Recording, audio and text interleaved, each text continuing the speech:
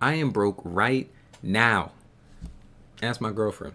I'd be at the DFAC eating whatever they giving out. I'd be at her house asking did she cook, trying to eat whatever her and her kid are about to eat, trying to take plates home with me, jelly sandwiches, whatever it takes. I'm even at the point of letting her pay for meals when we go out. Well, she shouldn't have accepted the ring. She signed up for this. But no, I'm not broke due to my bad spending habits or anything of that sort. I'm broke because I'm being intentional about my discipline on what I will spend money on and what I won't, because I have dreams and goals that I want to achieve. And that's why I limit myself to then self induce my brokenness, right? And she's helping me with that. I appreciate you. Y'all need to get more discipline. Stop pretending that you have a bunch of money to not reach your goals. Start pretending that you don't have any money so that you can reach your goals. Enjoy the video. Doing numbers like I'm MJ and Dash Jackson and Jordan. Boy, I'm killing y'all, y'all boring. Time to give the world what they really need. That's the HOMIE. Good afternoon, tribe. My name is Darius Lester, your financial philosopher, and this is Mammoth Money Mindset. And today, I want to talk with you about the benefits of being broke. Sounds crazy, but bear with me. So before we get into the benefits of being broke, I first wanted to talk about the difference between being broke and being poor, because I feel like those two words get mixed up a lot. So whenever I refer to someone being poor, I think that's more of a mentality more than a state. I think being poor is believing that I am incapable of attaining fortune. It's purely mental. It's you've just given up. You feel like the powers that be have just deemed you incapable of being fortunate, making money, being able to make a way for yourself. That's having a poor mentality. It's really hard to teach somebody out of that. You have to make that decision for yourself. I myself, regardless of how many dollars I have in my pocket, I will never be poor for my entire life, and even after I'm gone. That's just not who I am as a person, and the people that I counsel, that's what I try to speak into them as well. Now, being broke, I done been broke sometimes. Honestly, I end up broke quite often. So when I refer to being broke, I refer to that as being a status or a state that you're currently in. And that's just saying that I do not currently have money that can be spent on things that I want, right? So some people's broke is being at $0 and 0 cents because they're like, well, my account's empty. Now I can't buy anything else. Other people's broke is maybe being at $100 because they're like, all right, I done spent all that I wanted, and now my account is, right here. I don't have, I don't want to go below 100, so I can't purchase anything else that I want. I have to wait until next month or next paycheck. Me personally, at a younger age, I decided that my broke was gonna be $1,000. If my checking account is ever below $1,000, I start to itch. I physically am uncomfortable having my account at a lower number than that. You're responsible for making whatever your broke level is. I highly recommend, if it's at 0, that you raise it, because that's not really a wise place to be, right? If you raise your 0, you'll just notice if you just stop spending like you have it after you hit 100 or 500 or wherever you want, you'll see the difference very quickly in your bank account that makes. I think we all need to stop considering 0 as being our bottom level and consider something a little higher. So, benefits of being broke. Benefit number 1, you can make less risky moves because you don't have nothing to risk, right? It's hard to go out and make a $100,000 investment if you're broke. You ain't got it, so you can't.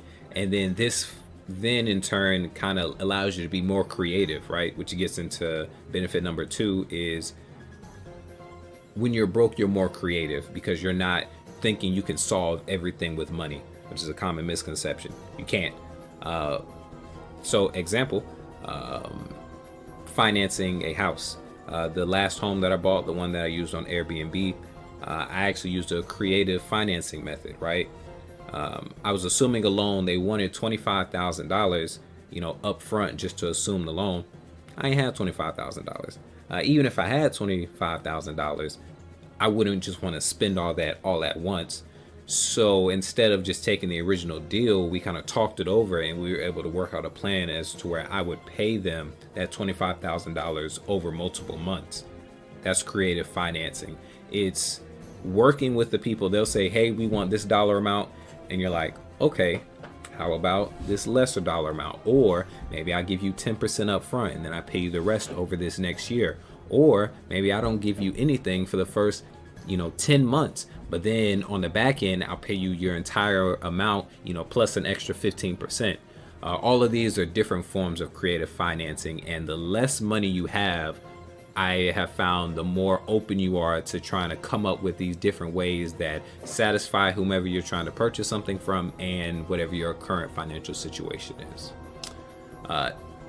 Number 3, right? Less frivolous, less unneeded spending, right?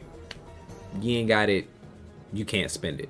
I think if we're all considering our zero to be our brokenness to be at zero, you'll find yourself having $200 and be like, shoot, I got $200. We can go out to the club. I can still buy a bottle. I got $200 left in my account.